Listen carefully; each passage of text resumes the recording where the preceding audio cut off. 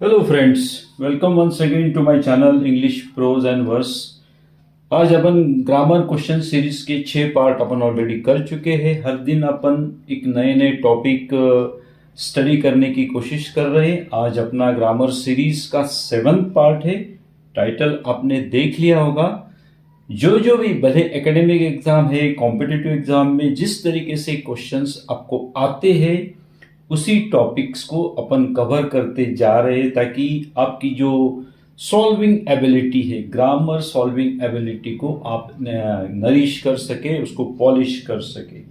तो ये अपनी एक प्रैक्टिस सीरीज चालू कर रहे हैं। बस आप सिर्फ कमेंट करते जाइए कि आपको एग्जैक्टली किस तरीके का ग्रामर चाहिए।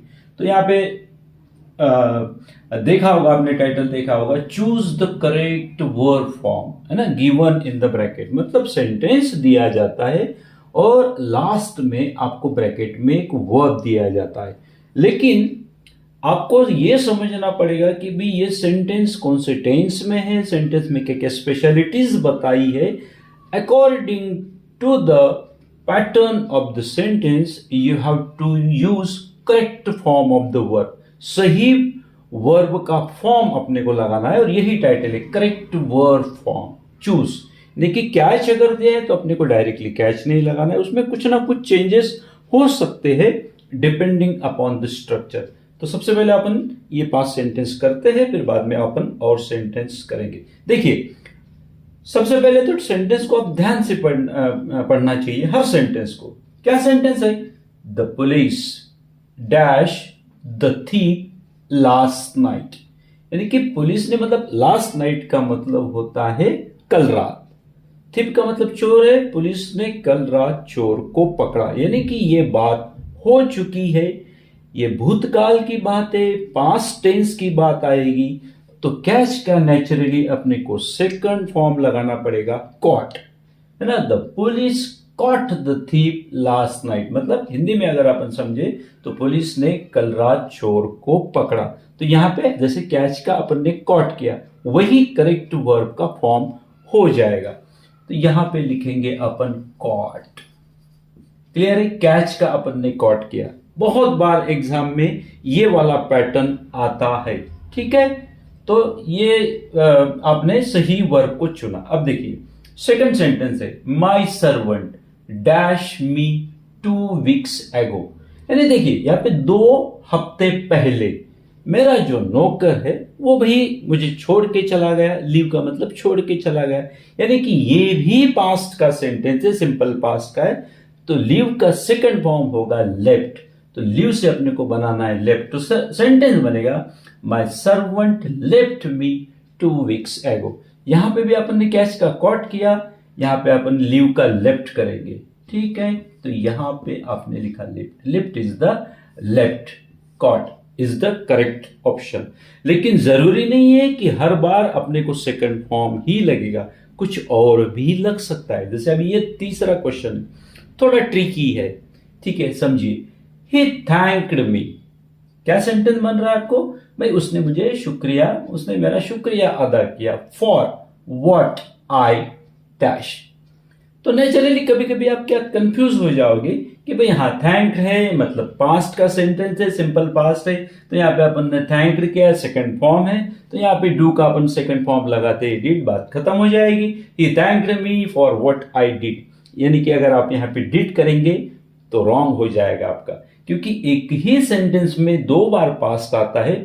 तो एक रूल है कि जो पहले एक्शन हुई है वहां पे अपने को परफेक्ट पास्ट लगाना होता है, और बाद की जो एक्शन होती है उसमें सिंपल पास्ट लगाना होता है। क्लियर है? यानी कि भाई पहले मैंने कुछ किया, फिर बाद में सामने वाले ने मेरा शुक्रिया अदा किया। मतलब पहले आप किसी और के लिए काम करोगे, बाद में सामने वाला आपको थैंक यू बोलेगा। तो ये एक्शन पहले हुई है, ये एक्शन बाद में हुई है। तो यहां पे सिंपल पास्ट है, लेकिन यहां पे सिंपल पास्ट नहीं लगेगा, यहां पे लगेगा परफेक्ट पास्ट। तो डू वर्ब है, तो डू का थर्ड फॉर्म परफेक्ट पास्ट में हैड, और थर्ड फॉर्म डू का third form do, did, done. तो had done what I had done, ये करेक्ट है। कभी कभी अपने को सेंटेंस इजी लगता है लेकिन होता थोड़ा सा मुश्किल है। यहाँ पे अब क्लियर हो गया होगा, ये रूल बहुत इंपॉर्टेंट है और जहां पे स्टूडेंट्स का कंफ्यूजन होता है वही सेंटेंसेस आपके सामने एग्जाम में आते। Anyway, you understood this rule? Okay, let us move to the fourth sentence. The sun was shining. आपको क्लियर पता चल रहा है कि ये कंटिन्यूअस पास का है। कंटिन्यूअस पास में मतलब ये पास में ही बात हो रही है भाई, हम जब निकले थे, है ना, तो सूरज चमक रहा था ना, हम जब निकले, घर से जब निकले, तो सिंपल पास्ट का आएगा क्योंकि ये पास्ट इंडिकेट कर रहा है। कंटिन्यूअस पास्ट और सिंपल पास्ट साथ में बिल्कुल अपन लगा सकते हैं, तो गो का सेकंड फॉर्म नेचुरली आ जाएगा वेंट।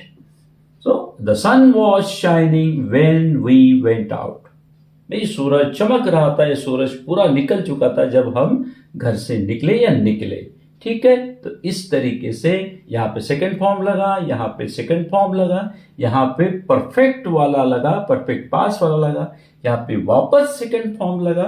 अब देखिए फिफ्थ सेंटेंस क्या कह रहा है, they dash A house in Delhi 2 years ago। यहाँ पे एक सेंटेंस आप पहले भी कर चुके हैं, 2 weeks ago, 2 years ago, यानी कि जहां जैसे अपन ने यहाँ पे लिव से लेफ्ट किया उसी तरीके से बाय से अपने को करना होगा बॉट। तो ये आएगा second form bought, BOUGST। They bought a house in Delhi 2 years ago। I hope you understood this 5 sentence. And ये जो कैटेगरी है, choose the correct verb form, normally asked या फ्रिक्वेंटली आस्क्ड ग्रामर पैटर्न है। अभी और अपन 5 सेंटेंस अभी तुरंत अपन देखते हैं।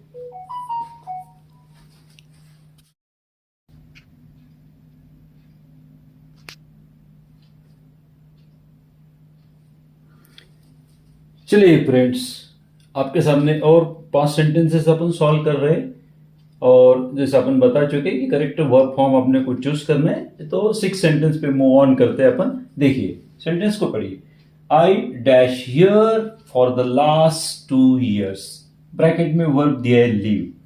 मतलब सेंटेंस का मीनिंग ये निकल रहा है कि मैं यहां पर 2 साल से रह रहा हूं। तो ये जो सेंटेंस है, ये सेंटेंस आपका परफेक्ट कंटिन्यूअस का है, परफेक्ट कंटिन्यूअस प्रेजेंट का है। तो परफेक्ट प्रेजेंट कंटिन्यूअस में अपने को लगाना होता है हैज या हैव, बिन लगाना होता है आईएनजी। तो यहां पे अपने को लिखना पड़ेगा I have been living, I have been living here for the last 2 years।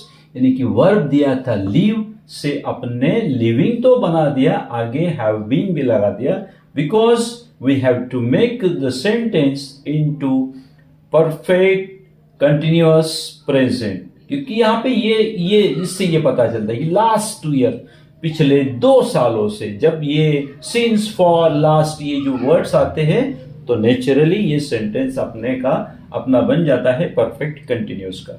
ठीक है, अब देखिए 7 sentence, he usually dash the newspaper at breakfast. एक हैबिट की बात की जा रही है कि भाई वह जो है हर रोज अपने ब्रेकफास्ट पे पेपर पढ़ता है। ठीक है, तो नेचुरली हैबिट की बात होती है, regular day to day activity में एक प्रैक्टिस होती है, तो वो सेंटेंस हमेशा सिंपल प्रेजेंट का होता है। वर्ब यहाँ पे सिंगुलर है, तो सिर्फ अपने को क्या करना है, रीड का रीड्स करना है।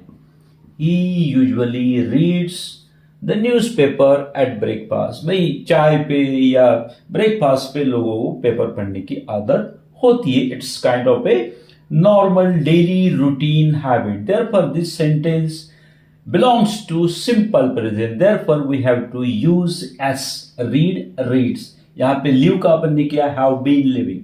आगे बढ़ते, कभी कभी कंफ्यूजन भी करते।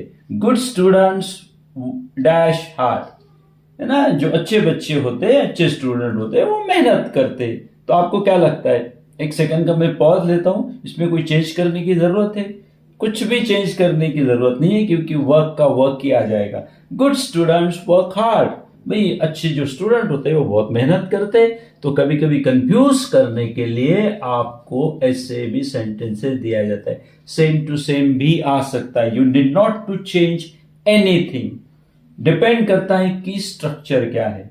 देखिए अब देखो, he dash to see my mother, भाई मेरी उसकी मम्मी जो है, माताश्री जो है कुछ बीमार वगैरह हो गई होगी, तो उनका मित्र उनको देखने आया था। लेकिन वापस देखिए, वापस क्या बात की भी, कल वह मेरी मदर को देखने कल आया था, तो कम का क्या हो जाएगा, केम।